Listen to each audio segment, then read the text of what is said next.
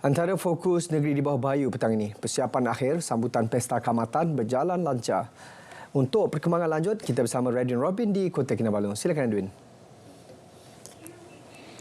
Ya, sahih.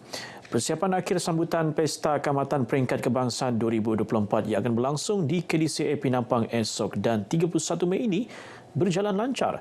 Pengerusi Jawatankuasa Induk Sambutan Pesta Kaamatan Peringkat Kebangsaan, Datuk Seri Panglima Dr. Jeffrey Kitingan berkata, pelbagai acara menarik diatur dengan acara kemuncak pertandingan undur ngadau. Perpaduan itu realiti melalui Pesta Kaamatan lah. Dan dia juga memberikan semangat kekitaan, perasaan sense of belonging lah. Beliau yang juga Timbalan Ketua Menteri bercakap dalam sidang media di Penampang.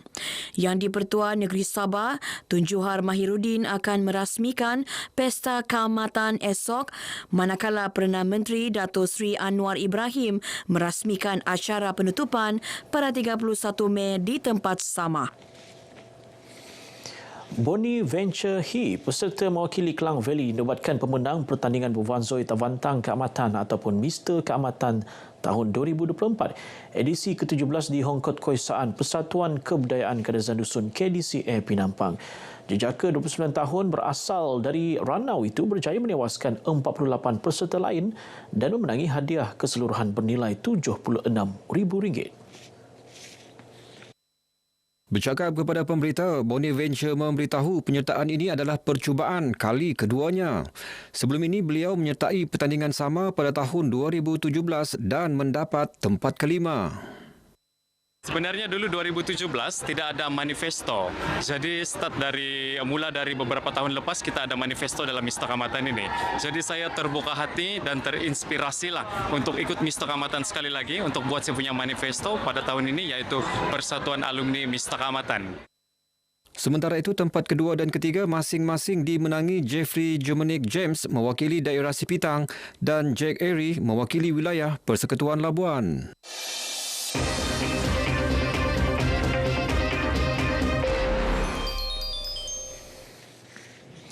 Tadau Keamatan ataupun Pesta Menuai amat sinonim dengan suku kaum Kadazan, Dusun, Murut dan Rungus, KDMR.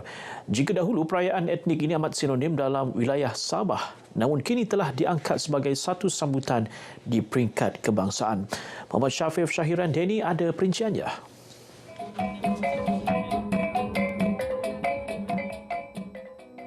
Sebelum ini, sambutan perayaan keamatan diraihkan di setiap kampung. Kemudiannya berkembang kepada daerah, seterusnya ke peringkat negeri dan kini peringkat kebangsaan.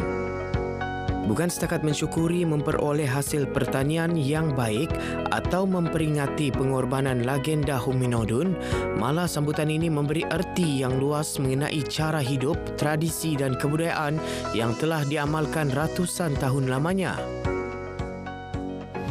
Sebagai sejarawan, kita melihat apa yang telah dibuat dulu dan sekarang dan perkembangan akan datang.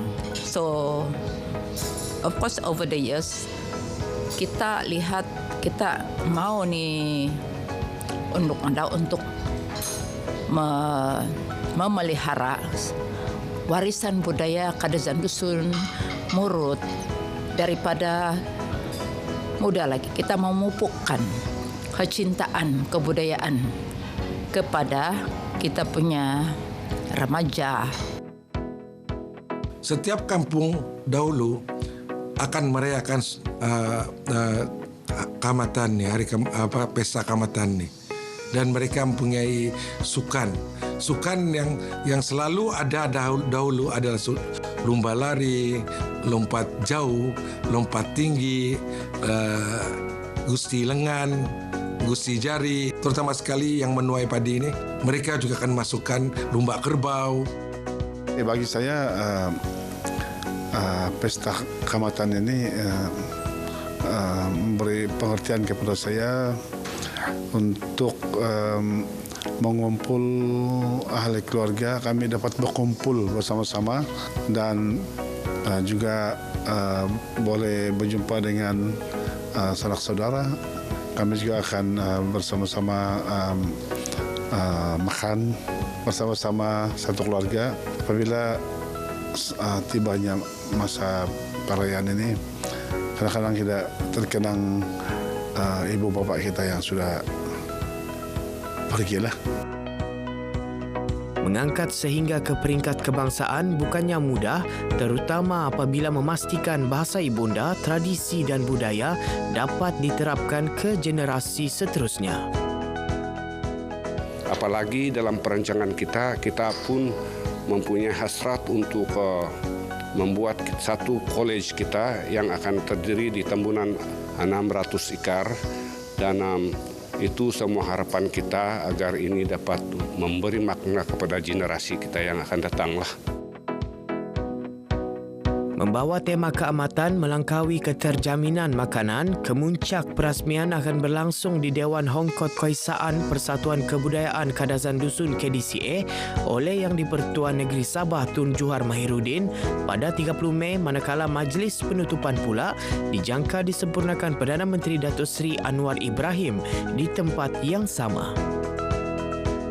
Dengan adanya pameran tradisi dan adat tradisi KDMR, sama ada melalui tarian, muzik, sukan dan pakaian tradisional, juga boleh mengeratkan rasa kekitaan dan perpaduan antara kaum di negeri ini.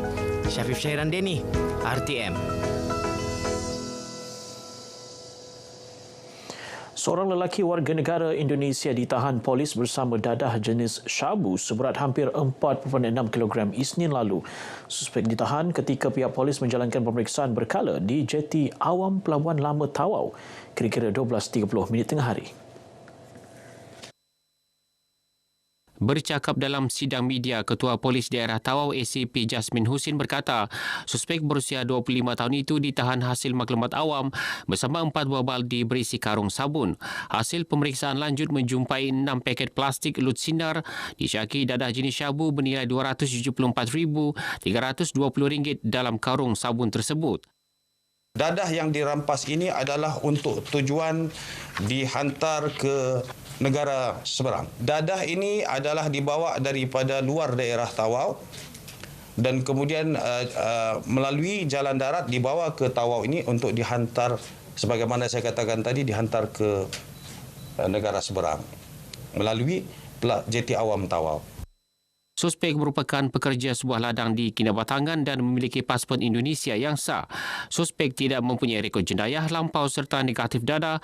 Kini ditahan reman 7 hari sehingga 4 Jun ini untuk siasatan lanjut. Kes disiasat mengikut Seksyen 39B Akta Dadah Berbahaya 1952. Baik, sedikit perkembangan sukan. Skuad Sabah FC 2 diminta untuk terus memperbaiki rentak permainan dari semasa ke semasa. Ketua jurulatihnya Johnny Dominicus berkata ia penting bagi memperbaiki kelemahan dan kesilapan dalam permainan yang berpotensi mengundang kekalahan. Kita kena belajar dan players kena ambil iktibarlah dengan kesilapan-kesilapan yang boleh mengundang kekalahan kita lah. Jadi karena orang cakap apa? Next game kita kena apalah, kena perbaiki lah. Johnny ditemui media selepas perlawanan Sabah FC 2 menentang Perak FC 2 dalam saingan Piala Liga Bola Sepak Malaysia MFL di Stadium Likas, Kota Kinabalu semalam. Dalam perlawanan ini, pasukan Sabah FC 2 tewas 2-3 kepada pasukan lawan Perak FC 2.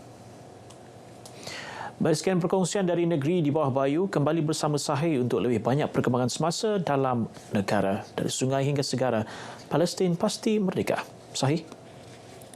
Baik, terima kasih Radwin.